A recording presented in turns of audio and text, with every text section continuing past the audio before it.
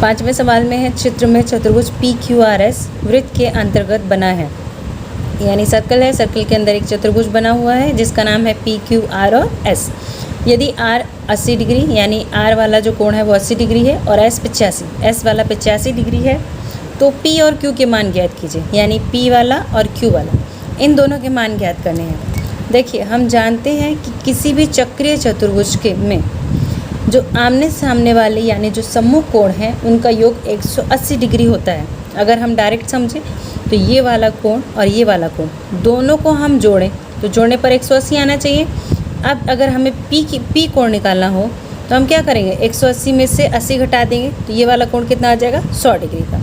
ठीक इसी तरीके से 180 में से 85 घटा देंगे तो यहाँ पे आपका आंसर मिल जाएगा 95 डिग्री। देखिए सॉल्व कैसे करते हैं इसको, डायरेक्ट लिखेंगे यहाँ P और R, तो angle P plus angle R कितना होना चाहिए, 180 डिग्री। ठीक, हमको दिया है एंगल P हमें निकालना है और एंगल R दिया है 80 डिग्री, तो ये आपका 180 डिग्री हो जाएगा। तो एंगल P हम निकालने के लिए क्या करेंगे, 180 में से माइनस, तो ये हो जाएगा आपका 100 डिग्री। तो एंगल P निकल गया 100 डिग्री, ये 100 डिग्री।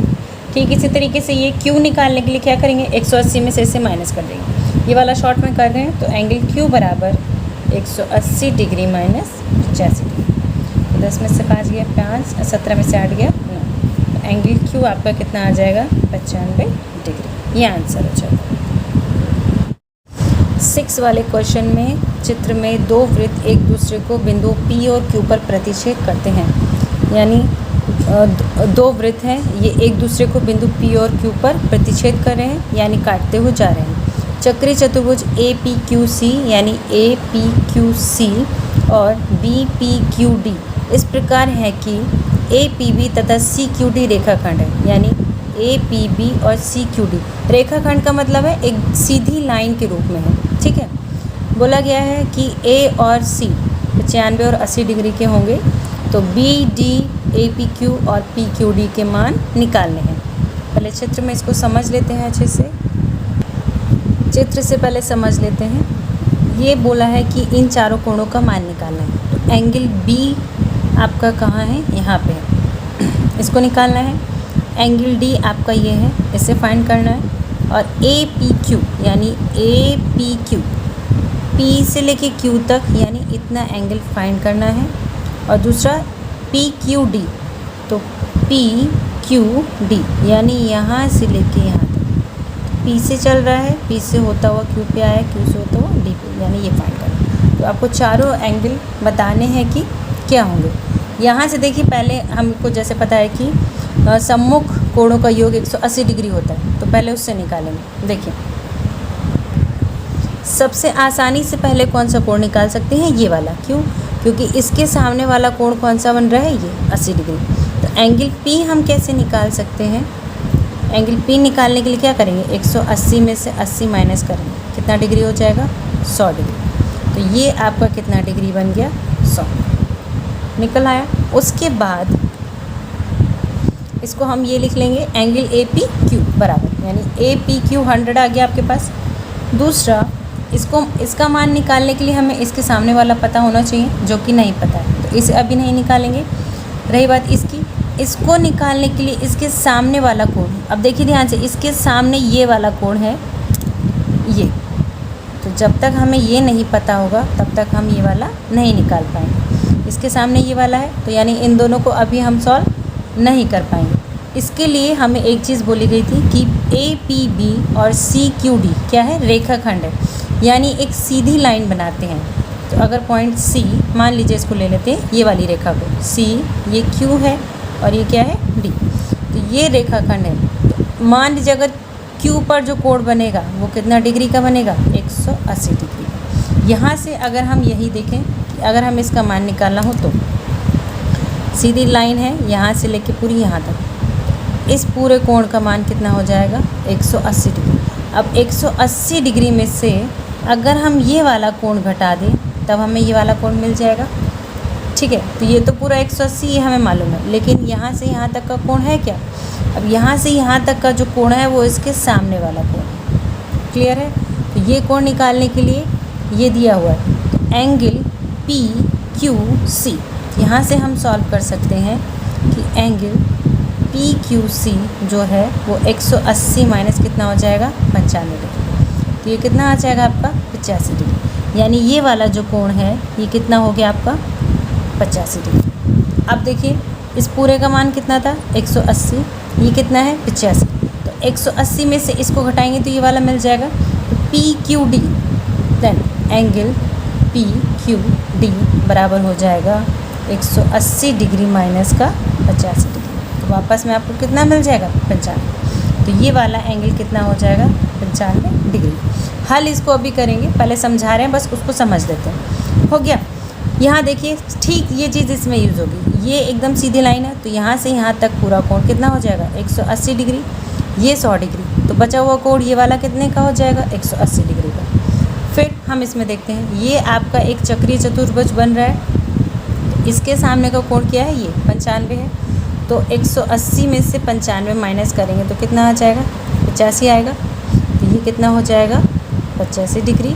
ठीक है इसका इसके सामने का कोण ये 80 है। तो 180 में से 80 घटाएंगे तो ये कितने डिग्री का हो जाएगा 100 डिग्री। तो इस तरह से हम सभी मानों को हल कर लेंगे। अब इसको जैसे लिखना है वो देख लेते हैं एक बार। चित्र समझाते समय पूरा बता दिया है, पहले किससे सॉल्व करना है और किसको नहीं। तो अब सीधे डायरेक्ट आंसर करते हैं। सबसे पहले हम आंसर निकाल रहे थे मान इसका पी क्यू सी का। तो डायरेक्ट निकालेंगे एंगल पी क्यू सी बराबर 180 डिग्री माइनस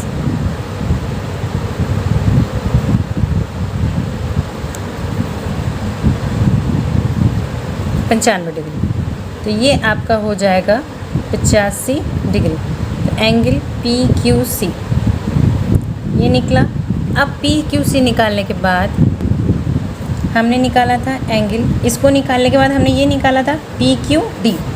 तो पी क्यू डी बराबर हो जाएगा 180 डिग्री माइनस कौन सा P Q C. P Q C तो 180 डिग्री माइनस ये आपका कितना है 85 डिग्री, कितना हो जाएगा 95 डिग्री।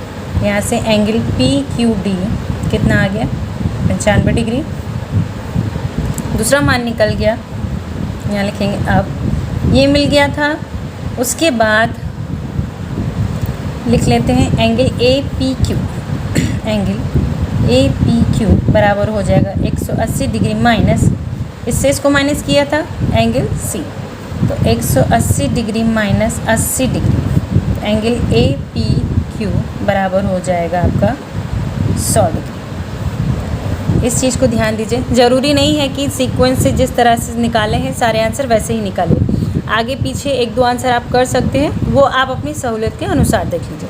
चाहे तो आप पहले इसका मान निकाल सकते हैं, यहाँ पे मैंने पहले इसको सॉल्व किया है फिर इसको किया है। आप चाहे तो पहले इसे सॉल्व कर सकते हैं, उसकी हेल्प से इसे सॉल्व कर सकते हैं और फिर ये लिख सकते हैं। ठीक, तो ये वाला हो गया, ये वाला भी हो गया। अब देखिए यहाँ से 100 मिला, इसकी वजह से ये वाला मान निकालना था। तो इसका नाम क्या है आपका, यहाँ से एंगल बी पी क्यू, ज़रूरत इसकी भी पड़ रही थी तो निकालना होगा। एंगल बी पी क्यू बराबर 180 डिग्री माइनस ये कौन सा है ए P Q. Angle A P Q तो ये हो जाएगा 180 डिग्री माइनस आपका ये 100 डिग्री दे रखा है, बराबर हो जाएगा 80 degree. Angle B P Q बराबर हो गया 80 डिग्री। ये निकल गए, ये दोनों हो गए, ये दोनों हो गए। अब हमें क्या निकालने थे, ये वाले। तो अब आप इन दोनों में से जो पहले निकाला चाहे उसे हल कर लीजिए। तो यहाँ एंगल बी पहले सॉल्व कर लेते हैं। ये हो जाएगा एंगल बी बराबर 180 डिग्री माइनस कौन सा एंगल है, इससे इसको माइनस करना है और इसका नाम है P Q D minus angle P Q D. 180 degree minus का 95 डिग्री, ये आपका आंसर हो जाएगा 85 डिग्री। एंगल बी आपका आ गया 85 डिग्री और इसी के नीचे यहाँ लिख लेंगे कौन सा बचा है एंगल डी। एंगल डी बराबर हो जाएगा 180 डिग्री माइनस इसके सामने ये और इसका नाम क्या है B P Q. Angle B P Q हो जाएगा 180 डिग्री माइनस 80 डिग्री आपका हो जाएगा 100 डिग्री। एंगल डी बराबर हो गया आपका 100। तो चारों मान मिल गए। देखिए डी वाला ये हो गया, ये बी वाला ये वाला हो गया, और ए पी क्यू आपका ये रहा, और पी क्यू बी आपका। तो आगे पीछे निकालिए, कोई दिक्कत नहीं है, बस आंसर आना चाहिए। ठीक है, ये फाइनल आंसर आपके कंप्लीट हो जाते हैं।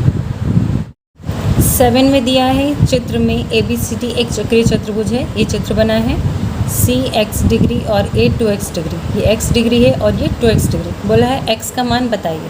तो देखिए सामने सामने दोनों कोण दे रखे हैं और ये क्या है आपका चक्रीय चतुर्भुज।